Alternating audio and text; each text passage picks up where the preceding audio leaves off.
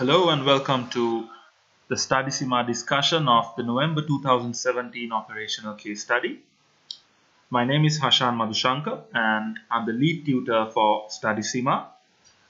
I have been tutoring for the CIMA case study sessions ever since it originated back in 2015. So this would be my 12th session. I have successfully coached for all the operational case study sessions so far.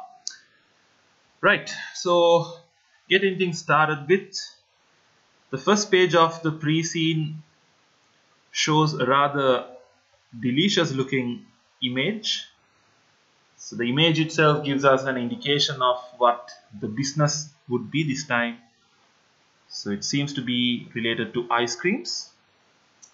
Now before I analyze the Preseen, I would like to make a small request to all of you watching. Please have a pen and a notepad next to you. I will be highlighting the important parts of the Preseen, so I would recommend for you to have a highlighter with you as well, and of course the hard copy of the Preseen in front of you. Now the areas or the sentences or the terms that I'm highlighting, I would recommend you to do the same. Whereas whenever I state something important, I would advise you to jot down that point in the notepad, since I will not be annotating the Preseen, since personally I believe that the person watching the Preseen, that is of course you, would be at a better position to take the notes by yourself in a way that you would understand, and that would actually get your mind working out rather than me writing down or me typing out all the important points. So maybe you can pause this video and then get hold of a notepad, a pen, highlighter and a hard copy of the Preseen. Right, so I'm assuming that you are equipped with all those tools that I mentioned to you about. So getting started with the name of the company seems to be Struans of Newland. So that is possibly the country in which we are dealing with. So you have a 24-page Preseen, which is generally the norm of even the previous case studies. The Preseen would be somewhere between 20 and 30 pages. So looking at the contents, job description, company background, the product, organizational chart, company operations, the dairy ice cream industry in Newland. So once again, possibly this is the country we are dealing with. The SWOT analysis of the company, extract from the website, information on financial statements, relevant to F1 of course. Then P1 related information, that's management accounting. Once again, F1 related information on the tax regime, and finally some information on the press coverage. Right, so the first initial introduction gives you information on the job description. So that's your job title, nothing out of the ordinary. You're the finance officer for Struans of Newland. So operational case study exam is for the, as you know, for the operational level of an organization, where you will be designated with the post of a finance officer, which is equivalent to an assistant management accountant, or you can even call yourself a junior accountant. So your main job role is to support the senior finance officer. Right, so generally the job role would be to report to the finance manager, but seems like there's a link in between relevant to this company in the organizational chart. So a link between you and the finance manager would be the senior finance officer. You are involved with the production of the annual budget. So that drives you to P1 related information on budgeting, the different types of budgeting, the objectives that a budget should achieve, behavioral implications of budgeting, and so on. producing the monthly management accounts. So as you are fully aware, the difference between management and financial accounts. Management accounts are definitely for internal usage, whereas financial accounting is primarily for external users.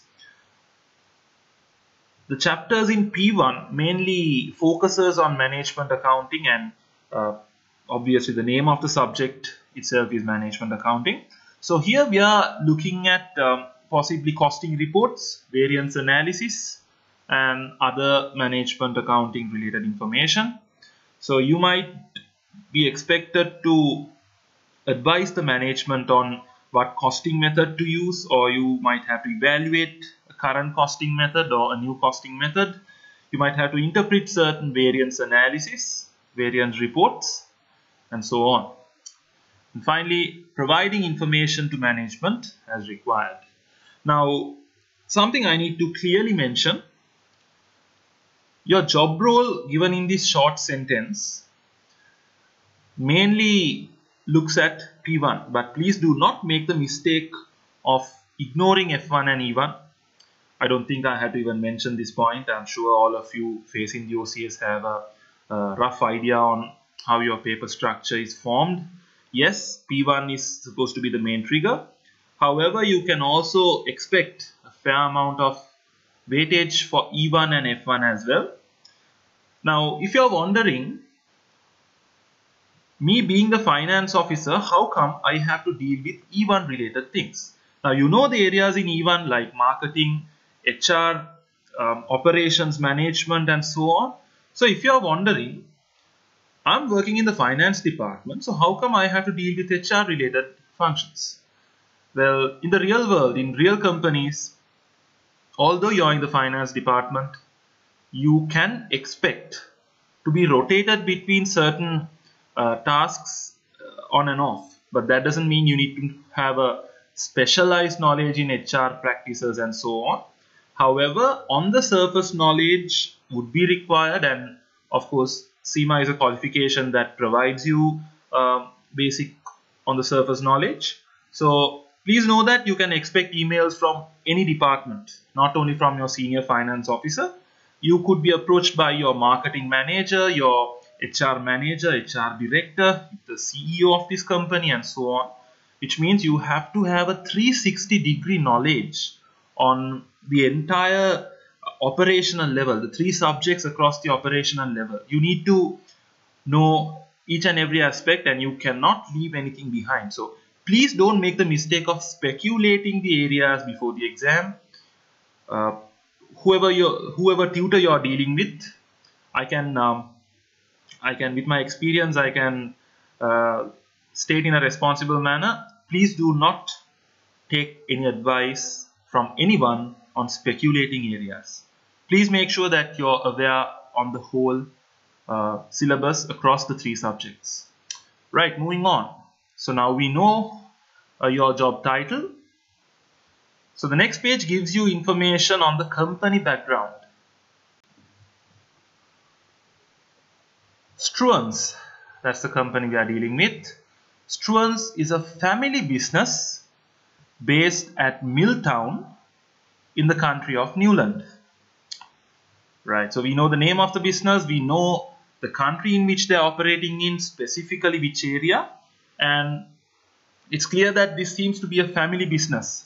So my guess is that this is possibly a private limited company instead of a public limited company, since it seems to be owned between some family members. Newland's currency is the Newland dollar. Right, so seems to be having an independent currency as opposed to countries in Europe which uses the euro. Now, how is this important? The currency that this company is using would be the Newland dollar. Now, one area you can link this to would be from your F1 syllabus, IAS 21. That's fluctuations in foreign exchange rates and how exactly you present these in your financial statements and also in your accounting system.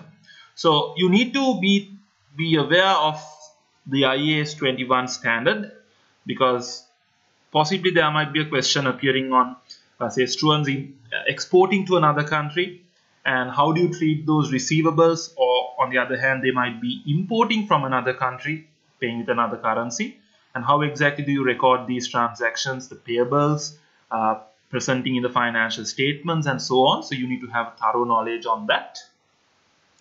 The company was founded in 1912.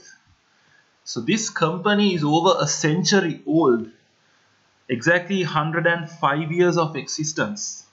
So we can expect this company to have passed through different cycles. It would have experienced economic changes, specifically or especially technological changes.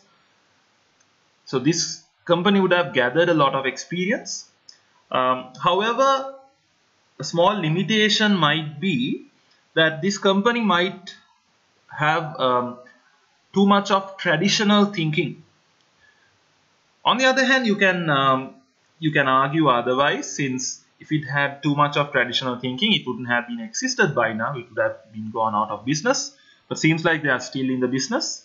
So overall, I could definitely fit this into the SWOT analysis under the strengths category, since they have a very long existence, and that would definitely be a point by which they can market themselves. Right? So we know that companies that have a very long existence, they use that fact in their promotions. And that would have an impact on the psychology of the consumers. Right, so they started in 1912 and has since diversified from dairy farming into milk retailing, and more recently into making dairy ice cream.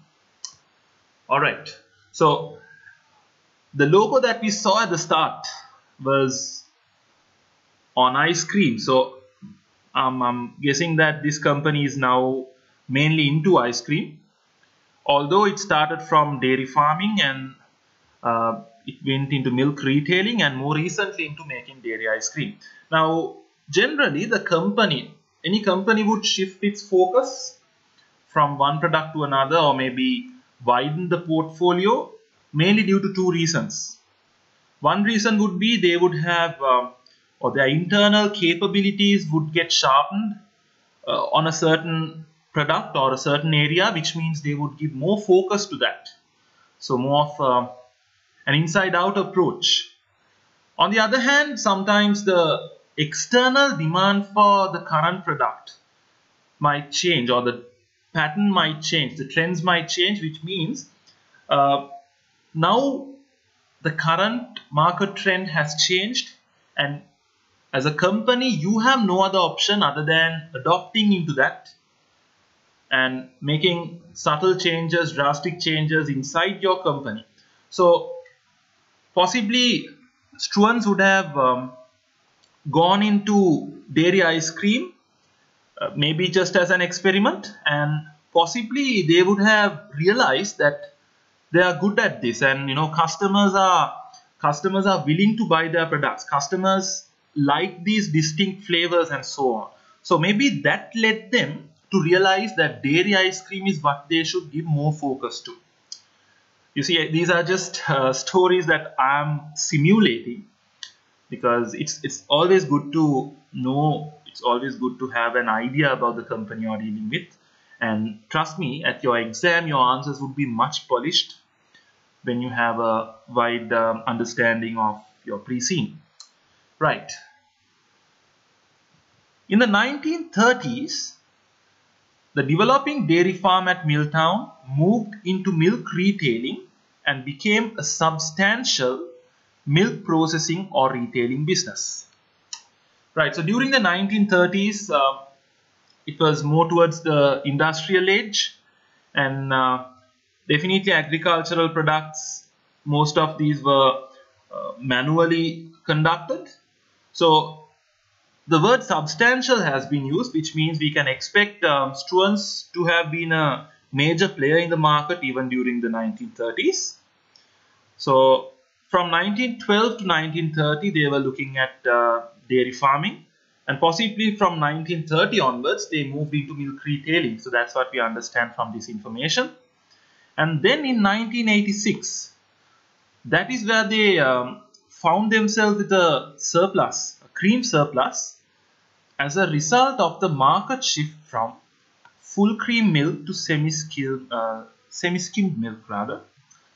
So as I mentioned before, this is a good example of changes in market conditions rather than changes in your resources, in your internal resources. So whenever such a change happens, the smart thing to do would be to shift focus. For example, we know that after Apple invented the smartphone, Nokia was not able to compete since they were more into the traditional mobile phone manufacturing, right? So, but companies such as Samsung and HTC, they were able to adapt to this and they are currently successful, whereas Nokia is a sinking ship. An investment was made in dairy ice cream manufacturing equipment. Right, so they had injected some equipment to manufacture dairy ice cream. So the move was primarily influenced by the market shift from full cream milk to semi-skimmed milk. The dairy ice cream operation started as a small local business, with dairy ice cream being made in the morning and sold in the local area in the afternoon. The operation rapidly expanded, resulting in all the milk produced on the farm being used in the production of dairy ice cream. Right, so possibly this is due to a higher market demand for Struans products. Maybe they came with some unique flavors and perhaps the quantity provided was much higher, or possibly they had better marketing tactics or sales tactics rather. So all in all, we see that the ice cream section of the business has developed and it has resulted in using up all the milk produced for the production of dairy ice cream. Right, so seems like this is the only business that they are focusing on at the moment, since it uses up all the milk produced. Struans dairy ice cream is now well established as the leading premium dairy ice cream brand in Newland. Now, a small warning I need to give you. Please don't misunderstand this sentence. Don't be under the impression that Struans is the biggest ice cream producer in Newland. No, that's not what this says. It clearly states you that Struans is the leading premium dairy ice cream brand. Right? So, if you look at a particular industry, let's take clothing for example. We know that there are companies that are catering to the mass market, whereas there are also companies, branded items looking at a certain market niche. So same way, ice cream. Now ice cream, as we know, it's a product that almost all of us consume. We know that if you walk into a supermarket, we know that ice creams are available for cheap prices. But then again, there are certain leading brands that operate ice cream outlets. For example, Baskin-Robbins. They would sell ice cream at, of course, a premium price. The quality is, of course, better. It tastes much better as well. But it's not looking at the same market segment, right? It's looking at a different market segment, perhaps distinguishing with the age and the income levels and so on. So in terms of the premium dairy ice cream industry, Struans seems to be leading the way. And it is recognized for its high quality and innovative flavors. Now, connecting this to Porter's generic strategies, we can clearly see that they are having a smaller focus, perhaps. And of course, they are using product differentiation. Now, with regards to the focus, I can't surely say that it's a small focus, but considering the fact that it's a premium dairy ice cream with a higher price, it's not logical to target the entire market, although marketing efforts might target the entire market. So maybe we can find more information on that later on. The company produces over 11 million liters of dairy ice cream per year, generating revenue of 21 million Newland dollars.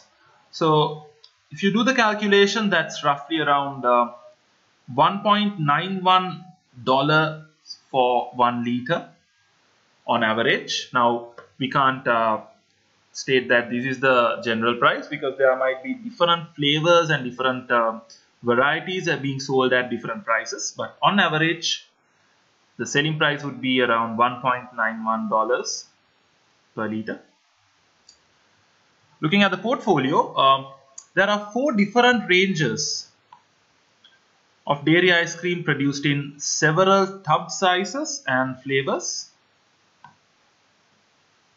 Now, it's very important for an ice cream manufacturer to have a wide range of flavors, since obviously you can't expect every customer to enjoy vanilla ice cream. Now, personally, I like say chocolate ice cream much more than vanilla ice cream, but several of my friends, they prefer vanilla ice cream over the chocolate. And I would also love ice creams with additions such as, cashew nuts and almonds and so on. However, there are certain friends of mine, they are not very fond of, say, fruit and nut flavors and so on. So there's a very wide variation in consumer tastes, right? Since we are looking at marketing throughout a country, it's very important that there's a high diversity in terms of the product portfolio to attract different groups of customers. So they are also, and one more thing now, apart from the flavors, they are also looking at several tub sizes. Now that too is important, since a family of 4 might purchase a certain tub size, whereas if you're having some sort of a party or an event, you might require a larger tub size since more people are coming in. So it's important to cater for these. And something you would generally find, for example, let's just assume that 500 ml is $1, just a hypothetical assumption. If 500 ml of ice cream, the ice cream tub is $1, the 1 liter should ideally be $2, but they would give it at a slight discount, maybe $1.8. So as the size of the tub increases, the marginal increase would be much lower, which means customers that buy larger tub sizes would get a better price. So we can find out later on whether Struans is adopting the same approach, or whether it has a flat rate per liter or 500 ml. The dairy ice cream produced by Struans falls within the industry category of bulk, since the smallest tub size is 500 ml. Now we have more information about the industry categories later on in a different page. You have different varieties such as portions for single usage, right? So that is what you find in a wrapper that you can pick out from the supermarket possibly. Then you have ice cream desserts. Then of course you have the tubs in which Struans is competing in. So the smallest tub size is 500 ml. So you could always expect a question in the exam where Struans is, say, looking at entering into the other segments within the market. So maybe moving from bulk to introducing single portions, or maybe ice cream desserts and so on. The most popular range of dairy ice cream produced is single flavor, with traditional vanilla being the favorite. Right, so market analysis shows that single flavor is the most purchased and vanilla being the favorite. The other ranges are multiple flavored dairy ice cream, dairy ice cream with chunks such as honeycomb and jelly beans, and exotic fruit dairy ice cream. So Those are the four ranges that we looked at. So once again, the single flavor, that is say plain vanilla, plain chocolate, or plain strawberry for instance. Then you have multiple flavored, maybe vanilla and chocolate together. Then of course dairy ice cream with chunks, such as honeycomb and jelly bean. So you have some additional items in the ice cream. And of course exotic fruit dairy ice cream. Right. So having a different range, having 4 different ranges, this should get you thinking on sourcing the ingredients that are required for the ice creams.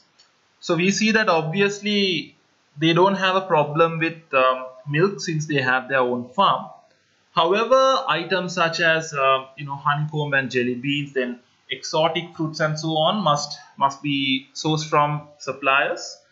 And you have artificial flavors and preservatives and so on. And there's a good chance that some of these might even be imported if it's not available in Newland, which means, as I mentioned above, IAS 21 may come into play. And supply chain management is a very important aspect of your E1 syllabus, and it is frequently tested in your operational case study as well. So something you need to look out for. The company has become well known for the innovative and interesting flavors which they have continuously developed over the years. Right, so research and development is an integral part for an industry that is fast changing. Now we know that overall ice cream industry may be stable, but the flavors and the varieties have to be updated from time to time since consumer trends seem to be changing. So it's very important to keep a keen eye on the market, do a lot of customer research, get their opinions and feedbacks on the flavors introduced, continuously pump money into the development process. So speaking of research and development, there's always a possibility in your exam that they might be launching a new ice cream flavor.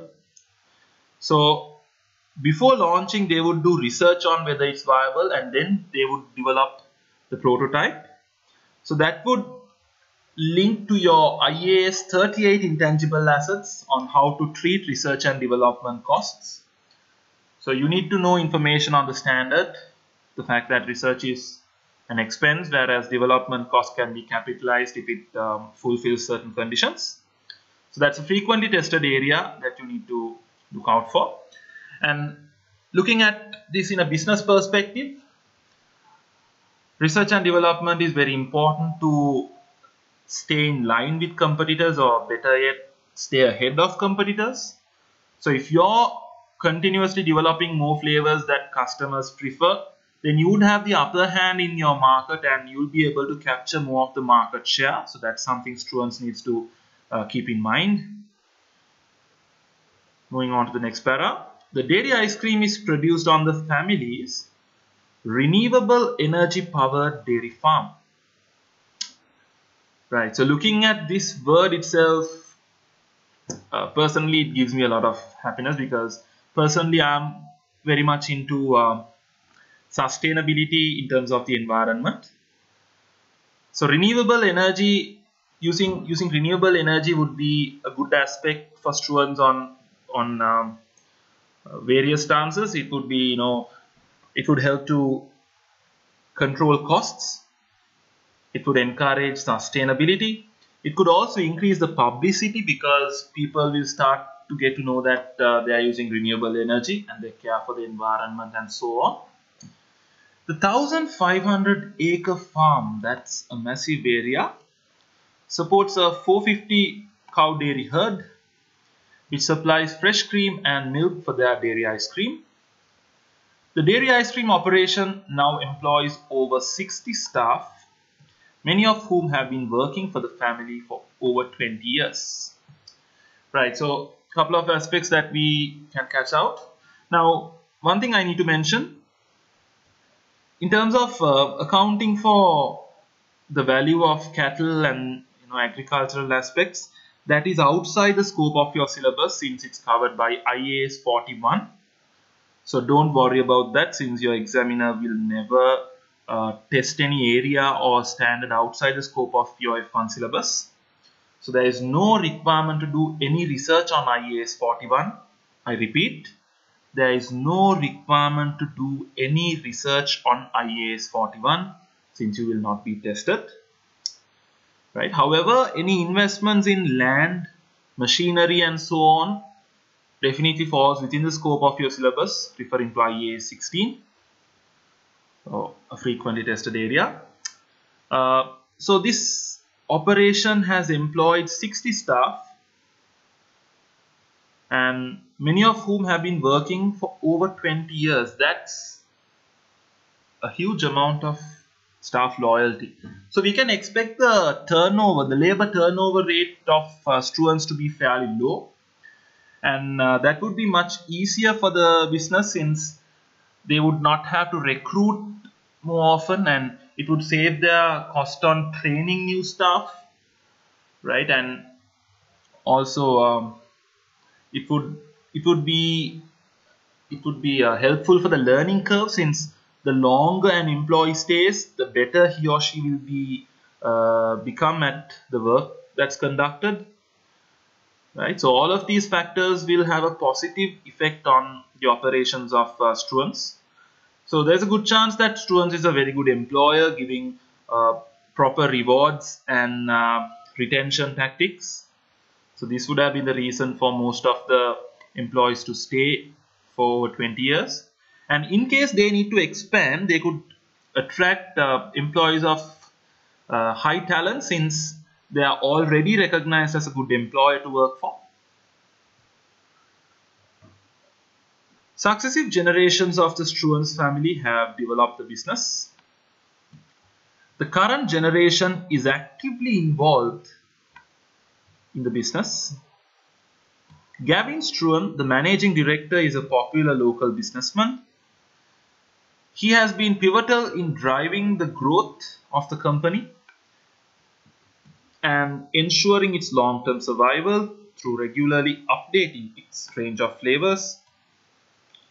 His siblings Ian, James and Hannah all hold senior management positions in the company. Right, so if you look at the history of family-run businesses, we see that there have been quite a number of cases where the passing down from one generation to another was a little problematic. Maybe the founding generation ran the business successfully, but the next generation were not very efficient and the company ended up getting into outside hands. But looking at this company from 1912 onwards, so that is possibly 4 to 5 generations, still they have retained, or still the business is under their hands, and the current generation is very actively involved in the business, which is of course a very good thing. But on the other hand, the traditional roots might be embedded too strongly, right? So when making decisions, the amount of out of the box thinking might be a little questionable since it's been the family tradition for a long time. However, we see that the current managing director has been pivotal in driving the growth of the company and ensuring its long-term survival. Now, ensuring its long-term survival refers to sustainability, which is a very important part of the E1 syllabus. And there are many measures that can be taken to ensure the long-term survival. For example, providing a very good training for the staff, and of course using renewable energy sources and so on. And also, in addition, Gavin Struan has been instrumental in updating the range of flavors, which I emphasized on the importance just a while ago. And his siblings, the 3 siblings, are also holding senior management positions in the company. Right, so the company is strongly run by the family members. So due to the family ties with each other, we could expect a strong relationship between them. So that would all be very very helpful for the company. However, if they want to expand the company much further, for example, if they want to move into new countries, then there is always the possibility of them listing out as a public limited company. Now, simply because this is currently a private limited company, I would strongly advise you to not be under the impression that certain aspects relevant to public limited companies are not tested. Right? So, for example, if you are thinking corporate governance is not important, well, maybe not for now, but what if your exam scenario states that they are going to move into a listed company? Now you would be needing information on that. So, once again, repeating myself, please do not leave out any areas from the 3 subjects. Don't judge the areas or don't speculate the areas simply based on the Preseen. Because what you expect at, or what you can get at the exam can have a very subtle drift from the information given in the Preseen. Well, it's of course from the same company, the company won't change, but the situation might be completely different in the unseen scenario. So my strong advice, please make sure you're thorough with all the areas in the syllabus. Right, so stating that, this brings to the end the initial discussion of the company. Now, if you want to get your hands on the entire video analysis, we have facilitated that. There's a link below the video. You can follow that link and enter into our website and check out our other products. And also we have included a link below to sign up for our free study resources. So I strongly recommend you to do it, because throughout the next few weeks we'll be releasing free study resources that will be immensely helpful for your exam. And if you have not subscribed to our page, please do so. And if you have any friends that are sitting for the operational case study exam with you in November, please do them all a favor and please make sure that you share this video with them so that they get an initial introduction, initial idea into what you can expect at the exam. So I hope this session was helpful, and I wish you all the best with your exams. Thank you.